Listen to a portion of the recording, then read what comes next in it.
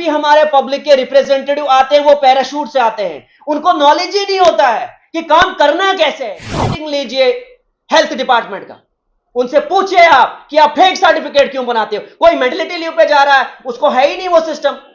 कोई बोलता है कि नहीं बीमार हो चुका हूं, वैसा सिस्टम ग्राउंड पे हमें दिखता है। गांव में जाइए, वहां पे तो स्टाफ ही नहीं है। हमें पता है कि 10 साल से एजुकेशन डिपार्टमेंट ने कोई रिक्रूटमेंट नहीं की है। देखिए जनाब, मेरा नाम फयाज अहमद मागरे है। मैं एजुकेशन के एजेंडे पे काम कर रहा हूं और आज हमारे साथ महेंद्र जी भी जुड़े हुए हैं, ये भी सोशल वर्कर हैं। और हम चाहते हैं कि हमारे डिस्ट्रिक्ट का जितना भी एजुकेशन का निज़ाम है वो सही होना चाहिए। लेकिन जो मैंने इसमें स्टडी किया, पिछले 1 साल से जो मैंने इसमें स्टडी किया, एजुकेशन डिपार्टमेंट की बहुत ही खस्ता हालत है।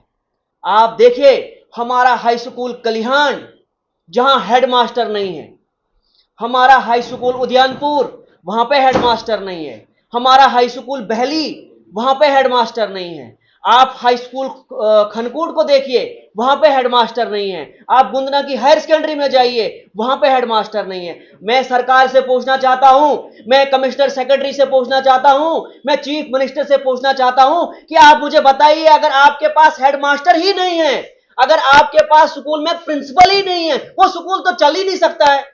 और हेडमास्टर बनाने के लिए, प्रिंसिपल बनाने के लिए आपको कोई भी रिक्रूटमेंट नहीं करनी है।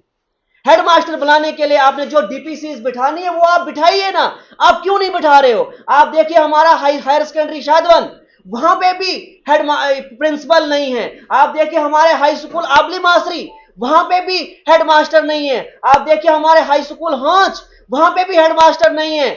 आप देखिए हमारा हाई स्कूल भड़पकी, वहां पे भी हेडमास्टर नहीं। आप बताइए मुझे, अगर आप एजुकेशन डिपार्टमेंट पे काम नहीं करेंगे, अगर आप एजुकेशन डिपार्टमेंट को सही मॉनिटरिंग नहीं करेंगे, तो आप हमारे गरीब लोगों को कभी डेवलप नहीं कर सकते हैं। क्योंकि सबसे बड़ी डेवलपमेंट जो है वो एजुकेशन है। अगर हमारे गरीब बच्चों को आप क्वालिटी एजुकेशन नहीं दोगे तो हमारा गरीब का बच्चा कभी डेवलप नहीं हो सकता है। आप देखिए जितना भी हमारा स्टाफ है, वो सारा स्टाफ जो है सिटी में पड़ा हुआ है। जितने भी हमारे सिटी के स्कूल हैं वो भरे हुए हैं।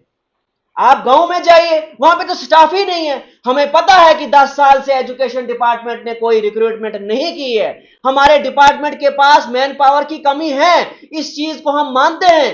लेकिन जो आप पीटीआर की बात कर रहे हो, जो आप पीपल टीचर रेशो की बात करते हो, वो सिर्फ और सिर्फ आप हमारे गरीब लोगों पे इंप्लीमेंट करते हो। आप देखिए ना सिटी के स्कूल्स, आप बॉयज हायर सेकेंडरी विजिट करिए, वहां पे कितना स्टाफ है। आप गर्ल्स हायर सेकेंडरी में विजिट करिए, वहां पे देखिए आप कितना स्टाफ है। आप नगरी में विजिट करिए, आप बंडोडा में विजिट करिए। लेकिन ये प्यूपल टीचर रेशो जो है, ये पीटीआर जो है, ये सिर्फ और सिर्फ आप हमारे गरीब लोगों पे इंप्लीमेंट करते हो। इसलिए मेरी रिक्वेस्ट रहेगी कमिश्नर सेक्रेटरी से और डायरेक्टर स्कूल एजुकेशन जम्मू से कि आप तुरंत कोई इस पे कोई इनिशिएटिव लीजिए।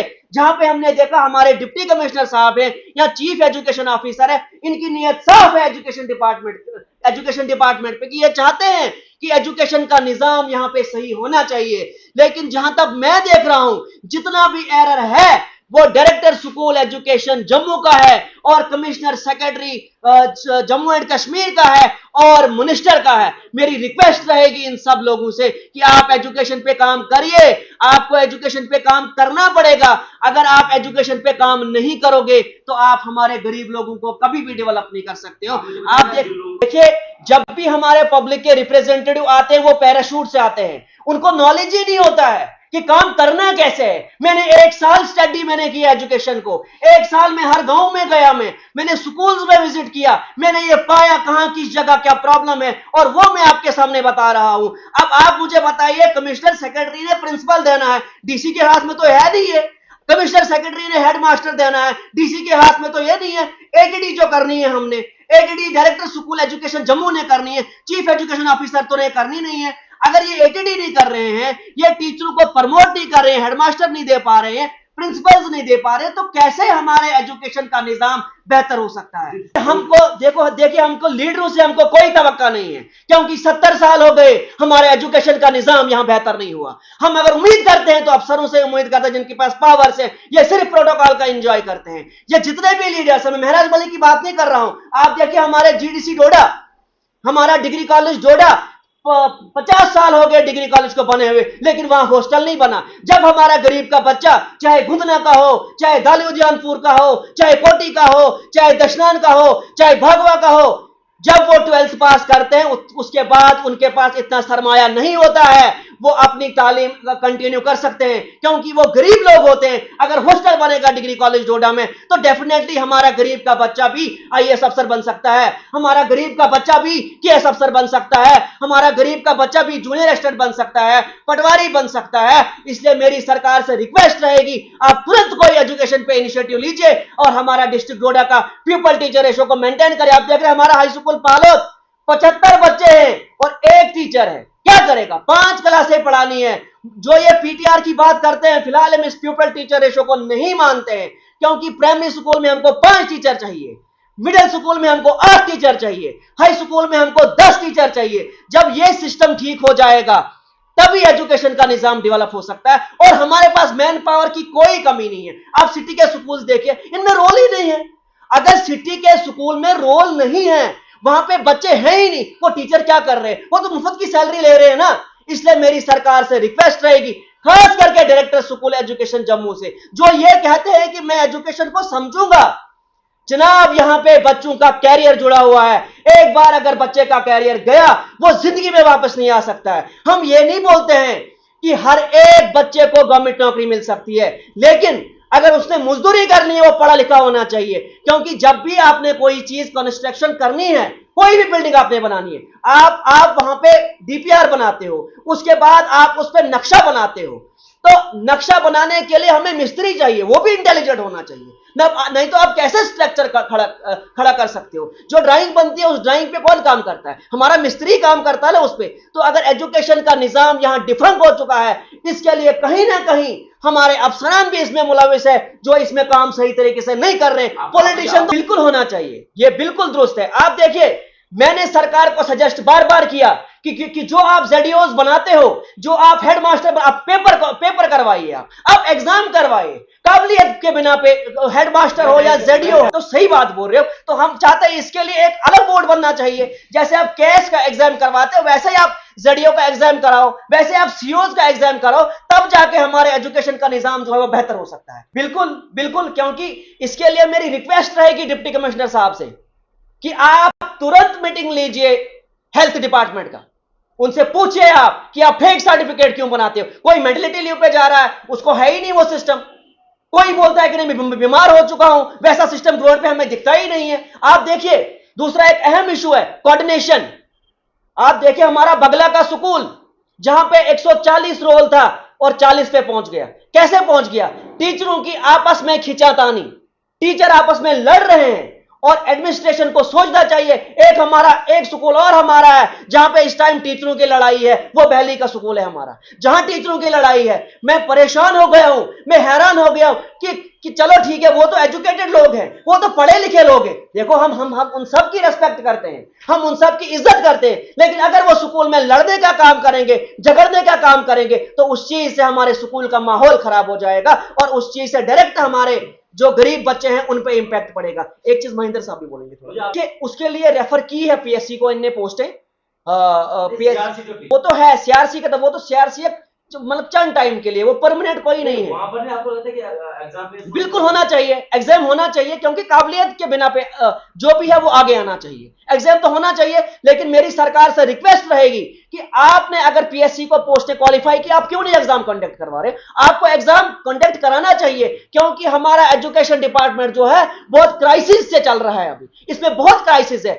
इसमें बहुत बड़ा नेक्सस है। इस नेक्सस को आपने ठीक करना पड़ेगा, क्योंकि हम बार बार प्रेस में आ रहे हैं। मैं पिछले दिसंबर से मैं प्रेस रिलीज दे रहा हूं, डोडा से मैंने प्रेस रिलीज दी, उसके बाद मैंने जम्मू से दी, उसके बाद मैंने फिर डोडा से दी, आज मैं फिर डोडा से प्रेस रिलीज दे रहा हूं। इसलिए मेरी रिक्वेस्ट रहेगी डायरेक्टर स्कूल एजुकेशन जम्मू से कि आप तुरंत एटीडी कर लीजिए, और कमिश्नर सेक्रेटरी स्कूल एजुकेशन से कि आप तुरंत कोई इनिशिएटिव लीजिए और हमारे स्कूलों में हेडमास्टर और प्रिंसिपल का इंतजाम कर लीजिए।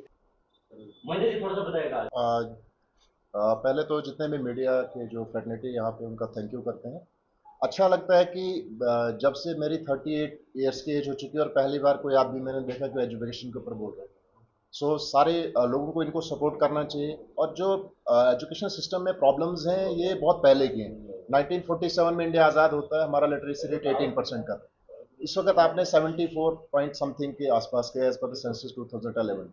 लेकिन देखिए बहुत सारी प्रॉब्लम्स हैं, कोई भी पॉलिटिकल लीडर और जो डिपार्टमेंट्स हैं they are not working to develop the system of education in the country, particular in our districts. सबसे बड़ी प्रॉब्लम क्या है कि रूरल्स में है। हम लोग गांव से आते हैं, हमको गांव का एजुकेशन ठीक करना है।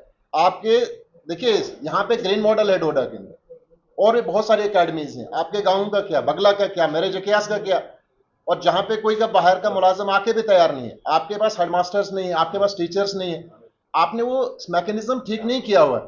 तो जब तक ये सारे लोग जो हैं उस पर काम नहीं करेंगे ये चीज होने वाली नहीं है। और इसके लिए मुझे लगता है कि जितने भी सोशल एक्टिविस्ट हैं और जो लोगों को खुद समाज को खड़ा होना पड़ेगा, क्योंकि अगर आपने सोसाइटी को बचाना है आपको एजुकेशन को डेवलप करना है।